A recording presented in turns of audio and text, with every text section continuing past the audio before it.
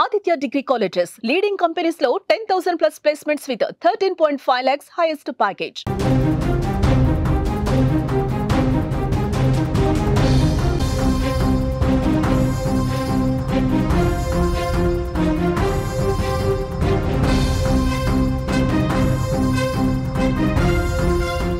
మరో breaking news చూస్తున్నాం. Vaishnavi murder కేసుపై లోకేష్ తల్లి స్పందించింది.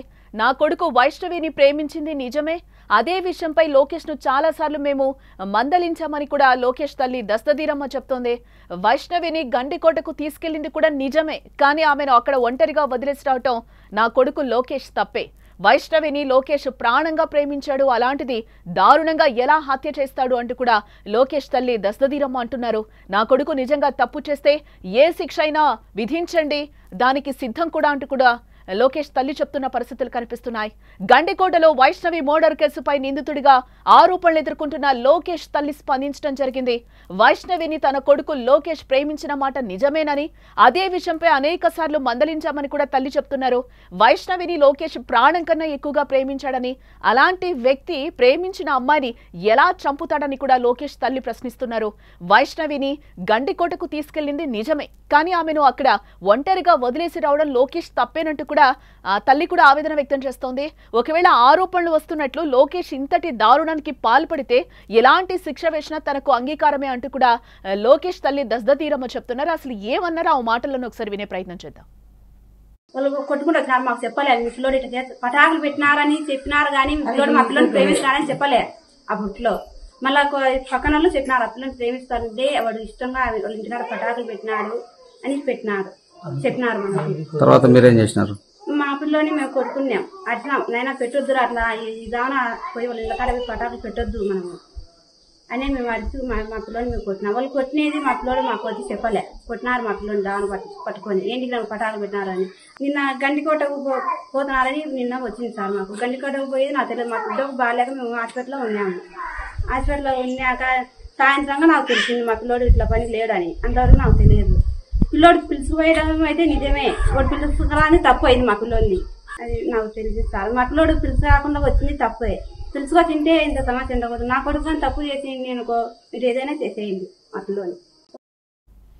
ఎస్, లోకేష్ తల్లి దస్తదీరమ్మ మాటలైతే వింటున్నాం మనం. మాకు నిన్ననే తెలిసింది వైష్ణవిని ప్రేమించడం నిజమే, వాళ్ళు గండికోటకు వెళ్ళడం కూడా నిజమే. మాకు నిన్నే తెలిసింది, మా అమ్మాయికి బాగాలేకపోతే మేము హాస్పిటల్కి వెళ్ళడం జరిగింది.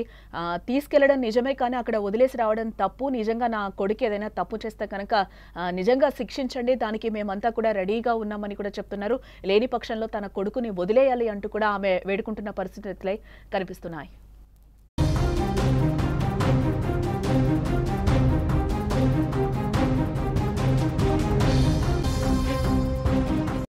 ప్రియుడు చంపలేదు, ఆత్మహత్య జరగలేదు, మరి మైనర్ బాలిక ఎలా చనిపోయింది? పరువు హత్య ఏమైనా జరుగుంటుందా? అసలు ఏం జరిగింది? కడప జిల్లాలో ఇంటర్ విద్యార్థి వైష్ణవి హత్య ఇప్పుడు మిస్టరీగా మారింది. బాలికను ప్రియుడు లోకేష్ హత్య చేశాడని మృతురాలి కుటుంబ సభ్యులు ఓ పక్క నుంచి ఆరోపిస్తూ ఉండగా, అసలు మైనర్ బాలిక హత్య కేసులో ప్రియుడు లోకేష్ ప్రమేయం లేదని పోలీసులు పేర్కొనడం ఇప్పుడు సంచలనంగా మారిందని చెప్పుకోవచ్చు. అంతేకాకుండా ఆమెపై లైంగిక దాడి కూడా జరగలేదని వెల్లడిస్తున్నారు పోలీసులు. గండికోటను పరిశీలించిన ఎస్పీ, డీఐజీ కీలక ఆధారాలను ఇప్పటికే వాళ్లు సేకరించడం జరిగింది. అన్ని కోణాల్లో దర్యాప్తునైతే ముమ్మరం చేస్తున్నారు. సోమవారం ఉదయం 8:30 బాలికని గండికోటకు తీసుకెళ్లిన ప్రియుడు లోకేష్ 10:40 ఒక్కడే వెనక్కి వెళ్లిపోయాడు. బాలిక కాలేజ్కి వెళ్లలేదనే విషయం ఇంట్లో తెలిసిందని భయపడి తనను అక్కడే వదిలేసి లోకేష్ వెళ్లిపోయినట్లుగా పోలీసులు కూడా వెల్లడించారు. ఆ తర్వాత గండికోటకు బాలిక అన్న సురేంద్ర వెళ్లినట్లుగా కూడా గుర్తించడం జరిగింది. ఆ తర్వాత ఏం జరిగిందనేదే ఇక్కడ తెలియాల్సింది.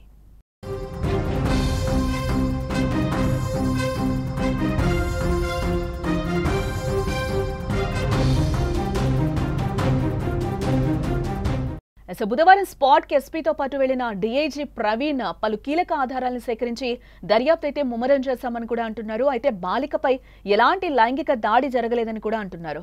బాలిక శరీరంపై దుస్తులు లేకుండా పడి ఉండడం వల్ల అఘాయిత్యం జరిగిందని అందరూ భావించారని, అయితే అలాంటిది ఏం జరగలేదని కూడా పోలీసులు అంటున్నారు. నిందితుల వివరాలు త్వరలోనే వెల్లడిస్తామని కూడా డీఐజీ ప్రవీణ్ చెప్తున్నారు. హత్య ఎలా జరిగిందన్న విషయాన్ని వీలైనంత త్వరగా ఛేదిస్తామని స్పెషల్ టీంతో పాటు డాగ్ స్క్వాడ్ ను కూడా రంగంలోకి దింపినట్లుగా పోలీసులు చెప్తున్నారు.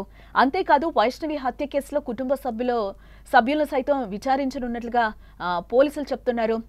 ఎన్నో ట్విస్టులతో హత్య లేదా పరువు హత్య, ఇంకా ఏమైనా మిస్టరీగానే గండికోట బాలిక హత్య కేసు అయితే ఇంకా కొనసాగుతోంది.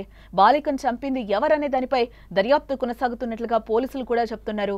ఈ ఘటనకు సంబంధించి గండికోటలో సీసీ ఫుటేజ్ను కూడా పోలీసులు పరిశీలిస్తున్నట్లుగా మనకైతే సమాచారం అందుతోంది.